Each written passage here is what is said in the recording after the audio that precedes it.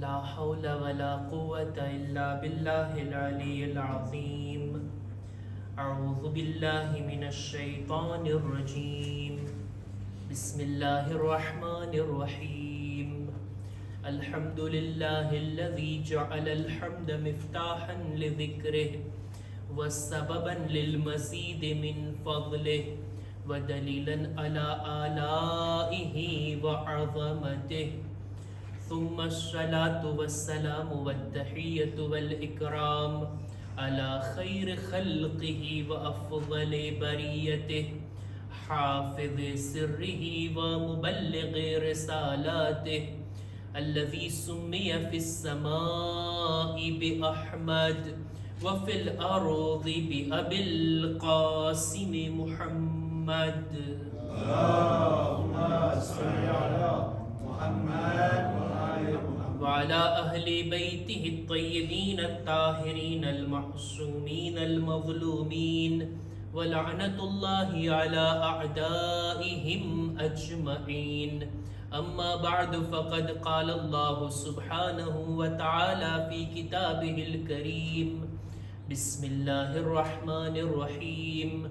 أم حسبت أن أصحاب الكهف والرقيم كانوا من آياتنا عجبا. صلوات بر محمد و آل محمد. اللهم صل على محمد وآل محمد. શબ જુમા ઇબાદતની રાત, દુઆઓ કરવાની રાત, ખુદાની બારગાહમાં તૌબા અને મગફિરતની તલબ કરવાની રાત. આ રાતની અંદર જ્યાં આપણે બીજી બધી ઇબાદતો કરીએ છીએ, દુઆ, નમાઝે જમાઅત, ઝિયારતે વારિસા, તિલાવતે કુરઆન, સાથોસાથ ફરશે અઝા પર બેસીને આપણે અહલે બેત અલૈહિસ્સલામનો ઝિક્ર, અહલે બેત અલૈહિસ્સલામના મસાઇબ અને એની પહેલા આપણે કુરાન મજીદની આયતોની ચર્ચા કરતા હોઈએ છીએ. નહજુલ બલાગા આપણે ખુતબે જુમા માટે રાખ્યા છે અને શબે જુમા આપણે કુરાન મજીદની આયતોને તમારા સુધી પહોંચાડવા માટે મખસૂસ કર્યા છે. અલ્હમ્દુલિલ્લાહ, શબે જુમાની આ મજલિસોના સિલસિલામાં આપણે કુરાન મજીદનો 75મા નંબરનો સૂરો સૂરે કયામત, પૂરેપૂરા સૂરાની આપણે તફસીરને લગભગ 12 મજલિસોની અંદર તમારી સમક્ષ પહોંચાડી દીધા. આજે પણ ચાહું છું કે કુરાન મજીદની કોઈ ચર્ચા, કુરાન મજીદની આયતોથી કઈ વાતોને તમારા સુધી પહોંચાડું. કુરાન મજીદની આયતોમાં તફસીરનો જ્યારે મુતાલિયો કરીએ આપણે તો આપણને દેખાય છે કે ખુદાવંદ આલમ જ્યાં ઇન્સાનોનું ઇમ્તિહાન લે છે, જ્યાં પોતાના બંદાઓની પરીક્ષા લે છે, ત્યાં ખુદાવંદ આલમ પૂરેપૂરી કૌમને પણ અજમાવે છે. પૂરેપૂરી કૌમની ખુદા પરીક્ષા લે છે. એમાંથી અમુક કૌમો એ છે કે જે અલ્લાહના ઇમ્તિહાનમાં કબૂલ થાય છે, પાસ થાય છે, આગળ વધે છે. જ્યારે અમુક કૌમ એવી હતી કે ખુદાએ એમનું ઇમ્તિહાન લીધું પણ એ લોકો ઇમ્તિહાનમાં ફેલ થયા, ઇમ્તિહાનમાં હારી ગયા અને હલાક થઈ ગયા. ખુદાવંદે આલમ આ બંને જાતની કૌમનો કુરાન મજીદમાં જિક્ર કરે છે. અમુક કૌમો એવી છે કે જેઓ સારી રીતના ઇમ્તિહાનમાં સફળતા હાસિલ કર્યા, જ્યારે અમુક કૌમો આની અંદર નાકામ રહ્યા. કુરાન મજીદની આયતોમાંથી આપણે જોઈએ તો ખરા એવા કયા લોકો હતા કે જેઓ કામયાબ થયા.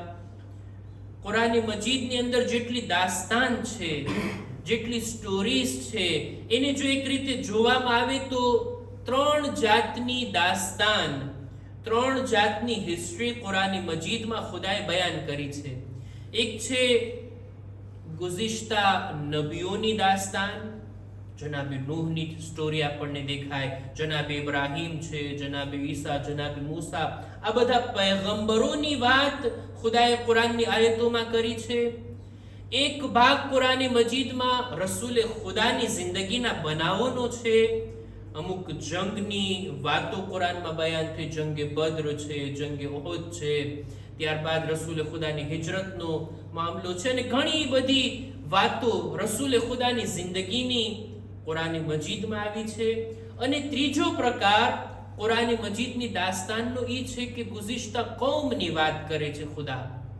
અમુક કૌમો એવી હતી કે જેમના કામોને ખુદા વખાણે છે, ખુદાવંદે આલમ એની તારીફ કરે છે. જ્યારે અમુક કૌમો એવી હતી કે જેમના કામો એવા હતા કે એ કામોના લીધે તેઓ હલાક થઈ ગયા. ખુદા એનો પણ જિક્ર કુરાન મજીદમાં કરે છે. આપણે આ ત્રીજો ભાગ એટલે કે ઈ કૌમ કે ખુદા જેના વખાણ કરે છે, જેની તારીફ કરે છે, આપણે એની ચર્ચા કરવી છે. કુરાન મજીદની અંદર જે કંઈ પણ વાતોને બયાન કરી છે ખુદાએ, જે કંઈ પણ વાતોને ખુદાએ વર્ણન કર્યું છે, બિલકુલ ઓથેન્ટિક છે, ભરોસા પાત્ર છે, હકીકતની વાતો ખુદાએ આ કુરાન મજીદની સ્ટોરી અને દાસ્તાનમાં રાખી છે. એમને એવી દાસ્તાનો નથી કે જે કાલ્પનિક હોય, જેનો હકીકત સાથે કોઈ લેવા દેવા ના હોય, કઈ કોન્ટેક્ટ ના હોય. એવી વાતો ખુદાએ કુરાનમાં નથી બયાન કરી, બલકે ખુદાએ કુરાનમાં એવી વાતોને બયાન કરી છે કે જે હક છે, જે હકીકત છે. એટલે જ આ દાસ્તાનો આપણા માટે પૈગામ રાખે છે, આ દાસ્તાનો આપણા માટે લેસન છે. અને ઉલમા લખે છે કે કુરાન મજીદની અંદર જે ગુઝિશ્તા કૌમની વાત ખુદાએ બયાન કરીને એક જાતનો આઈનો છે, એક જાતનો અરીસો છે કે એની અંદર જોઈને આપણે આપણા ફ્યુચરને બહેતર બનાવી શકીએ. ગુઝિશ્તા કૌમો જો કામયાબ થઈ, એ લોકોને સફળતા મળી, એ લોકોની જિંદગી આબાદ થઈ, તો એવા કયા કારણો હતા કે જેના લીધે એમને કામયાબી મળી? એને એનાલાઇઝ કરવાની જરૂર છે, એના ઉપર વિચાર કરવાની જરૂર છે. અને ગુઝિશ્તા કૌમો જો હલાક થઈ, અલ્લાહની નારાજગીને એ લોકો ખરીદા, ખુદાવંદે આલમને ગઝબનાક કર્યા અને ખુદાએ એમના પર અઝાબ નાઝિલ કર્યો. એવા વળી કયા કામો હતા એ લોકોના? કયા કામો હતા કે જેના લીધે તેઓ હલાક થયા, નિસ્તો નાબૂદ થયા? એવી કૌમોની પણ વાતોને આપણે ધ્યાનમાં લેવી જોઈએ, જેથી આપણે આપણા ફ્યુચરને બહેતર બનાવી શકીએ, કે આપણે આપણી આગલી જિંદગીને, આપણી દુનિયા પછીની હયાતને આપણે આબાદ કરવી છે કે બરબાદ કરવી છે. આપણે પણ ઈ કામો કરીએ કે જેમની કામયાબીના કારણો હતા. આ અરીસો છે, આ આઈનો છે કે જેમાં આપણે આપણું ફ્યુચર જોઈ શકીએ. ઈ જ દાસ્તાનોમાંથી કુરાન મજીદની એક મહત્વની દાસ્તાન મારે એની આજે શરૂઆત કરવી છે. કુરાન મજીદની જે આયતની મેં તેલાવત કરી, તમે સમજી ગયા હશો કે કઈ દાસ્તાનની આપણે શરૂઆત કરવાની છે. સૂરે કહેફની 9મી આયતની મેં તેલાવત કરી કે અમ હસિબત અન્ન અસ્હાબલ કહફ વરરકીમ કાનુ મિન આયાતિના અજબા. એ પૈગંબર, શું તમે એમ વિચારો છો કે અસ્હાબે કહેફ અને રકીમ એમની દાસ્તાન, એમની વાત અમારી અજીબ આયતોમાંથી છે? ખરેખર અજીબ આયત છે, આ અજીબ દાસ્તાન છે આ લોકોની, કે ખુદા એનું વર્ણન કરે છે. આખો એક સૂરે કહેફ અને એની અંદર અસ્હાબે કહેફની વાત. જોઈએ તો ખરા કે એ લોકો કોણ હતા, એમની જિંદગી કેવી હતી, શા માટે ખુદા એમના આટલા વખાણ કરે છે કુરાન મજીદમાં, રસૂલની ઝબાની એમની વાતને આપણા માટે બયાન કરે છે. અને આ કુરાન ઈ જમાના માટે થોડી હતું, કયામત સુધી કુરાન મજીદની આ આયતોની તિલાવત થતી રહેશે અને આ દાસ્તાનથી લોકો પોતાની જિંદગી માટે સબક લેતા રહેશે. ખરેખર કુરાન મજીદમાં જે કંઈ પણ સ્ટોરી બયાન થઈ, કોઈ પણ વાક્યો બયાન થયો હોય, બેશક એની અંદર ઇબરત છે, દર્શ છે. કોના માટે? જે લેવા માંગતા હોય, જે હાસિલ કરવા માંગતા હોય.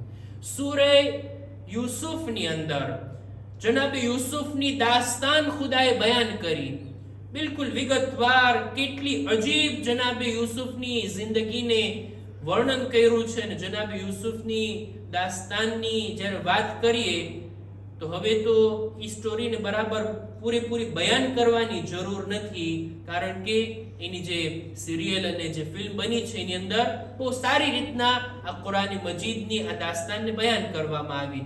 ખુદાવંદ આલમ સૂરે યુસુફની અંદર જનાબ યુસુફની દાસ્તાનને બયાન કર્યા બાદ એક આયતને બયાન કરી છે કે લaqad કાના ફી qasasihim ઇબ્રતુલ લિઉલિલ અલ્બાબ. જનાબ યુસુફની દાસ્તાનમાં ઇબરત છે કોના માટે? વિચાર કરવા વાળાઓ માટે, અક્લથી કામ લેવા વાળાઓ માટે. ઘણી બધી એની અંદર ઇબરતો છુપાયેલી છે, દર્શન લેસન છુપાયેલા છે. ઇન્સાન ખાલી બેઠીને વિચાર કરે જોઈએ, એક પાક દામની ગુનાહથી પોતાને બચાવી લેવું, ભલે ગમે તેટલી મુશ્કેલાત આવી જાય પણ આ ગુનાહમાં ના પડવું, એનું કેટલું સારું પરિણામ આવે છે, એનું રિઝલ્ટ કેટલું સારું આવે છે. આ જનાબ યુસુફની દાસ્તાનથી દેખાય. અને સાથોસાથ ઈ જ દાસ્તાનની અંદર કોઈને ગુનાહ તરફ બોલાવવા, કોઈના પર તોહમત નાખવી, કોઈને બે ગુનાહને જિંદાનમાં મોકલી દેવા, એનું કેવું ખતરનાક રિઝલ્ટ આવે છે એ પણ આ જ દાસ્તાનથી આપણને જાણવા મળે છે. આ ઇબરત નથી તો બીજું શું છે? આ દર્શ અને લેસન નથી તો બીજું શું છે? દુનિયામાં પણ જો કોઈ જવાન પાક દામન રહેશે, યકીન જાણે એ કામયાબ રહેશે. ખુદા એને બચાવશે, ખુદા એને દરજ્જો આપશે, પોતાની રહેમતથી એને એટલું અતા કરશે કે જેટલું એને વિચાર પણ ના કર્યો હોય. પણ કોઈ આ ગુનાહ તરફ જાય, આગળ વધે, તોહમત, ખયાનત અને બીજાને ગુનાહ તરફ બોલાવે, એનો કેવો પૂરો અઝાબ આજ દુનિયામાં એને મળવાનો છે, એ આ દાસ્તાનથી આપણને જાણવા મળે. આપણે વાત કરવાની છે જનાબે નહીં બલ્કે અસ્હાબે કહેફની. એક સલવાત પર મુહમ્મદ વ આલે મુહમ્મદ.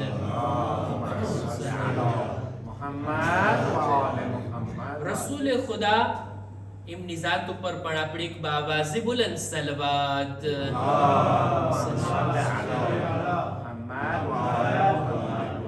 મક્કાની અંદર જ્યારે રસૂલ ખુદાએ લોકોને ઇસ્લામ તરફ બોલાવવાનું શરૂ કર્યું, ઇસ્લામ તરફ લોકોને દાવત આપતા અને દાવો કરે છે કે હું અલ્લાહ તરફથી આવેલ પૈગંબર છું, હું એનો નબી છું, એ કૌમ તમારા માટે એક સંદેશો લઈને આવ્યો છું જેથી તમારી દુનિયા અને આખિરત કામયાબ બને. જ્યારે આ દાવો કરતા, લોકોને કલમો પડવા તરફ બોલાવતા, ઈ જમાનાના કુરૈશના કુફાર, મક્કાના અરબ લોકો મુખાલિફત કરતા. એમને આસાનીથી થોડા કલમો પડી લેતા, એમને આસાનીથી થોડા રસૂલની વાતને માની લેતા. કેટલા લોકોએ મુખાલિફત કરી અને ખૂબ ભરપૂર વિરોધ કર્યા હતા, પણ એમાંથી અમુક લોકો સમજદાર હતા. રસૂલની બેઇઝ્ઝતના શરૂઆતના જ વર્ષોમાં આ અરબ મુશરિકો, મક્કાના કાફીરો જમા થાય છે અને વિચાર કરે છે કે ભાઈ રસૂલે ખુદા દાવો કરે છે કે એ અલ્લાહના નબી છે, આપણે એ દાવાને નથી માનતા, આપણે કબૂલ નથી રાખતા. હવે બે સુરતથી ખાલી નથી, યા તો એ સાચા નબી છે અને આપણે નથી માનતા, અથવા તો એ ખોટા નબી છે, ખોટો દાવો કરે છે અને આપણે નથી માનતા. જો એ ખોટા નબી છે, ખોટો દાવો કરે છે અને આપણે નથી માનતા, આપણને કઈ નુકસાન નથી થવાનું. એ ખોટી વાત છે એમની અને ખોટી વાતને આપણે માન્યા પણ નહીં. પણ જો બીજી સુરતમાં રસૂલે ખુદા સાચા નબી છે, ખરા રસૂલ છે, ખુદા તરફથી સંદેશો લઈને આવ્યા છે અને આપણે જો નથી માન્યા, તો એવું ના બને આપણે હલાક થઈ જઈએ.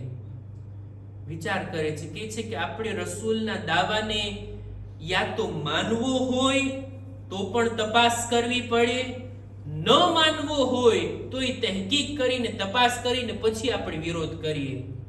આ લોકો આ રીતના નક્કી કરે છે કે આપણે એક કામ કરીએ, તહકીક કરીએ કે રસૂલે ખુદા પોતાના આ દાવામાં સાચા છે કે નહીં.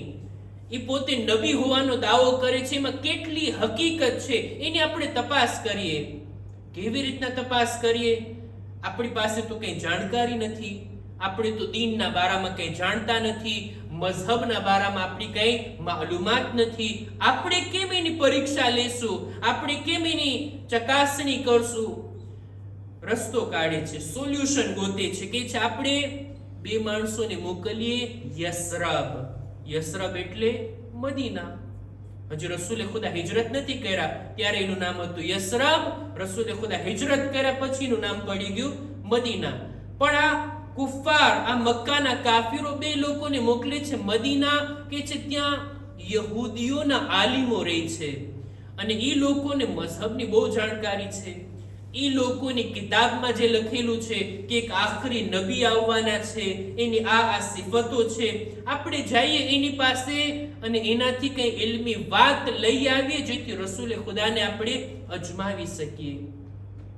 વાતને આગળ વધારવું એ પહેલા આપણે બધા જાણીએ છીએ કે ઇસ્લામની પહેલા મક્કાના અરબ લોકો જાહિલ હતા.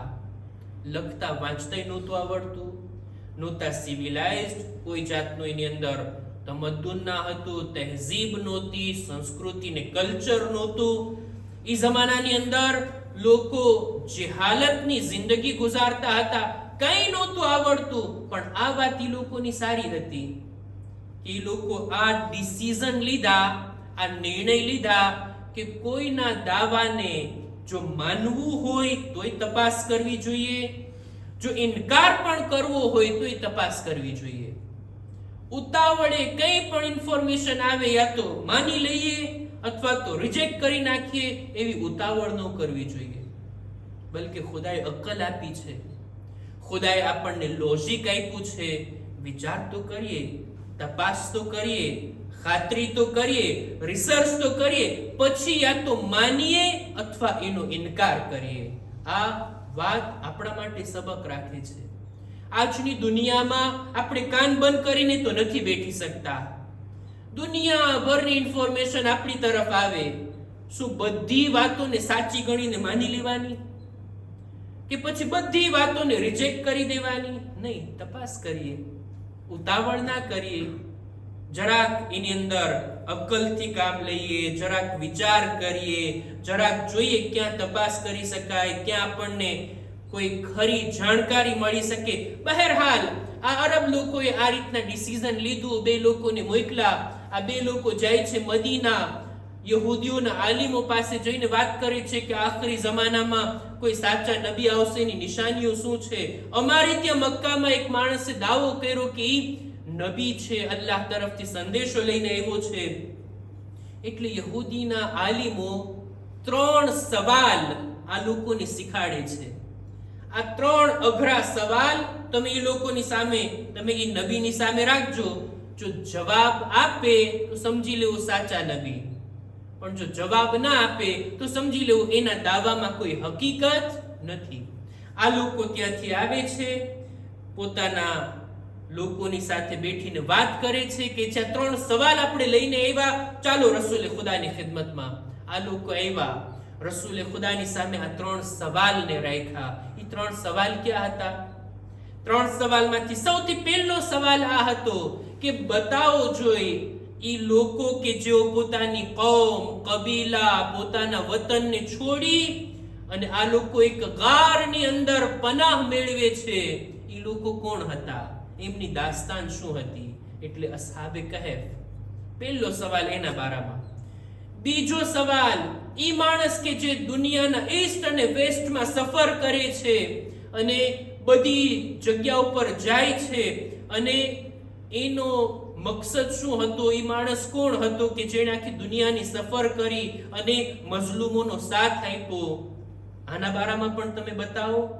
અને ત્રીજો સવાલ રૂહના બારામાં, રૂહની હકીકત શું છે ઈ અમને બતાવો. આ 3 અઘરા સવાલ રસૂલે ખુદાની ખિદમતમાં રાખ્યા. અને રસૂલની સામે જ્યારે સવાલો આવ્યા, રસૂલે ખુદાની એક ખાસિયત જેને ખુદ કુરાન મજીદ બયાન કરે છે કે વમા યંતિકુ અનિલ હવા. રસૂલે ખુદા પોતાના તરફથી કંઈ નથી બોલતા. રસૂલે ખુદા કહે છે આ 3 સવાલો તમે મારી સામે રાખ્યા, હું એનો જવાબ આપીશ, પણ એમને એમ નહીં આપું. ખુદા તરફથી વહી નાઝિલ થશે, પછી હું તમને જવાબ આપીશ. અને અમુક દિવસો બાદ જિબ્રીલ આવે છે સૂરે કહેફને લઈ, અને સૂરે કહેફની અંદર અસ્હાબે કહેફની દાસ્તાનને બયાન કરે છે કે જે સવાલ યહૂદીઓ તરફથી આ મુશરિકાને મક્કા રસૂલે ખુદાથી પૂછે છે, રસૂલે ખુદા ડિટેલથી વિગતવાર એને અસ્હાબે કહેફની સ્ટોરી સંભળાવે છે કે આ હતા અસ્હાબે કહેફ. બીજી જેની વાત હતી તે છે ઝુલ્કરનૈન, કે જે આખા ઈસ્ટ અને વેસ્ટ આખી દુનિયાની સફર કર્યા અને મઝલુમોનો સાથ આપ્યા અને કેવી રીતના મઝલુમોની હિફાજત અને હિમાયત કર્યા એની સ્ટોરી પણ આ જ સૂરામાં છે, સૂરે કહેફની અંદર. અને ત્રીજી વાત રૂહના બારામાં એનો મુખ્તસર જવાબ આપ્યા, એ પણ સૂરે ઇસરાની આયત કે જેની અંદર આ સવાલનો જવાબ આપવામાં આવ્યો. અને આ ત્રણેય સવાલના જ્યારે જવાબ મળ્યા ત્યારે આ લોકોને ખાતરી થઈ કે રસૂલે ખુદા એમને દાવો નથી કરતા, એમના દાવામાં હકીકત છે. એક સલવાત પર મુહમ્મદ વાલે મુહમ્મદ.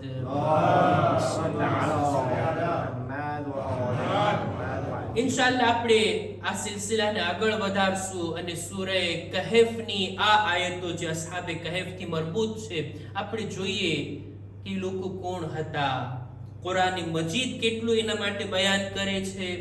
રિવાયતોની અંદર આ અસ્હાબે કહેફના બારામાં શું બયાન થયું અને એમની સ્ટોરી, એમની દાસ્તાન કુરાન મજીદમાં ખુદાએ બયાન કરી છે. તો બે મકસદ નથી, કંઈક પૈગામ ખુદા આપણને પહોંચાડવા માંગે છે. ઇન્શાઅલ્લાહ તફસીરની અંદર આપણે જોઈ અને વિગતવાર આ સિલસિલાને આગળ વધારશું. મારી વાતને અહીંયા જ હું અટકાવતા આપણે બધા શબે જુમાની અંદર ફરશે અઝા પર બેઠી અને આપણા મરહુમોને યાદ કરીએ છીએ, આપણા દુનિયાથી ગયેલા લોકોને યાદ કરીએ છીએ. આ પણ એક ઇબરતનો મકામ છે. જ્યારે પણ કોઈના ઈસાલે સવાબની મજલિસમાં આપણે બેસીએ, જ્યારે પણ મરહુમોને ફાતિયા પડાતા હોય, ઇન્સાન આ પોઈન્ટ ઉપર પણ ધ્યાન આપે. એક દિવસ આવશે કે જ્યારે મારા પણ ફાતિયા પડાશે, મારી પણ મજલિસો બરગુજાર થશે. મેં આ દુનિયાથી કેટલું ભાથું જમા કર્યું, હું આ દુનિયાથી જઈશ તો કામયાબીની સાથે જઈશ કે નહીં, મારે એ વિચાર કરવાનો છે. આ મજલિસની અંદર આપણે જે આપણા મરહુમોને યાદ કરીએ છીએ, એમના સવાબને વધારવા માટે આપણે ઇમામે હુસૈનના મસાઇબને બયાન કરીએ છીએ. ઇમામે હુસૈનની યાદ આ શબે જુમા આપણે આપણા દિલોને પહોંચાડવાના હોય. કરબલા ઇમામની ઝિયારત સાથોસાથ ઇમામની મુસીબતને યાદ કરી અને આપણે બધા આંસુ વહાવીએ. અલ્લાહના ફરિશ્તાઓ આજની રાતમાં ઇમામે હુસૈનની ઝિયારત માટે જાય છે.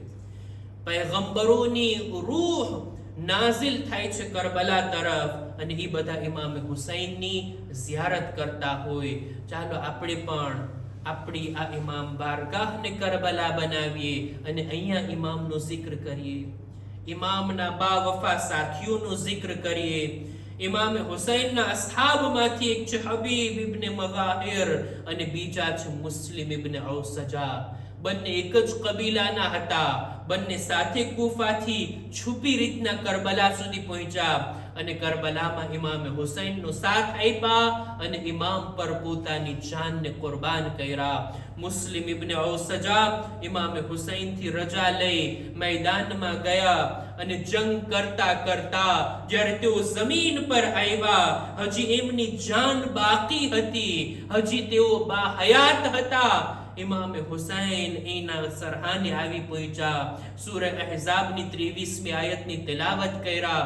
હબીબ ઇબ્ને મઝાહિર પણ ત્યાં આવી પહોંચ્યા અને કહે છે, એ મુસ્લિમ, તારી જુદાઈ મારા માટે સખ્ત છે, પણ હું તને જન્નતની બશારત આપું છું. મુસ્લિમ પણ હબીબને કહે છે, એ હબીબ, હું પણ તને જન્નતની બશારત આપું છું. હબીબ સવાલ કરે છે, મુસ્લિમ, આપણે બંને સાથે ઇમામની મદદ માટે આવ્યા, તમે પહેલા જઈ રહ્યા છો, તમે પહેલા કુરબાની આપી રહ્યા છો, હું પણ તમારી પાછળ પાછળ આવી રહ્યો છું. ફક્ત એટલું કહો, કઈ વસિયત હોય તો બોલો, શાયદ હું એના પર અમલ કરી શકું. जनाब मुस्लिम एक ज जुमलो कहे छे उसी का बिहादर रजुल तने वसियत करू છું એ બાબતની કે ઇમામે હુસૈનનો ખ્યાલ રાખજો, એમની હિફાજત કરજો. એવું ના બને તમારી જિંદગીમાં ઇમામે હુસૈનને કોઈ જખ્મ લાગી જાય. હબીબ કહે છે રબ્બે કાબાની કસમ હું ઇમામે હુસૈનનું ધ્યાન રાખીશ અને તારી આ વસિયત પર અમલ કરીશ. खूब वसीयत पर अमल थयो. ज्यां सुधी आ बावफा असहाब मौजूद हता एक पण तीर इमाम ने नथी लागतुं, एक पण जख्म इमाम ने नथी लागतुं. पण एक वखत करबलाना मैदानमा एवो आवे छे कि જ્યારે બધા असहाबनी शहादत થઈ ગઈ, સગા વાલાઓ પણ દુનિયાથી ચાલ્યા ગયા, ઇમામ મક્તલમાં એકલા છે, જંગ કરતા હતા. અને જ્યારે જમીન પર આવ્યા કોઈ તીર ચલાવે છે, કોઈ તલવાર ચલાવે છે, કોઈ નેઝાના જખ્મ લગાવે છે, જેની પાસે કઈ ના હતું એ પથ્થર ઉઠાવી ઉઠાવી અને ઝહરાના લાલ તરફ ફેંકી રહ્યા છે. ألا لعنة الله على القوم الظالمين وسيعلم الذين ظلموا أي منقلب ينقلبون إنا لله وإنا إليه راجعون. परवरदिगार हमारे मुख्तसर इबादत ने कबूल फरमा. खुदाया हमारा माँ बाप ना गुनाहों ने माफ कर, हमारी औलाद ने नेक तौफीक अता कर. खुदाया हमारा मरहुमीन ने खास કરીને આજે જે મરહુમ થયા છે એમની મગફિરત ફરમા. પરવરદિગારા દરેક મુમિનીન મુમિનાતની જાન માલ ઇઝ્ઝત આબરૂની હિફાજત ફરમા. પરવરદિગારા દરેક મુમિનીન મુમિનાત જો બીમાર છે શિફા અને તંદુરસ્તી અતા કર. અમારા બદનમાં પણ સલામતી આપી દરેક બીમારીઓથી અમને મહેફૂઝ રાખ. જમાનાના ઇમામના ઝુહૂરમાં તાજીલ ફરમા. એમના ઝુહૂર થકી ઝુલ્મને નીસ્તો નાબૂદ કર. દરેક મુસલમાનોની હિફાજત ફરમા. खुदाया मारो शुमार इमामना साथियों कर. रब्बना तक़ब्बल मिन्ना इन्नका अंतस समीउल अलीम. पर मुहम्मद व आली मुहम्मद सलवात.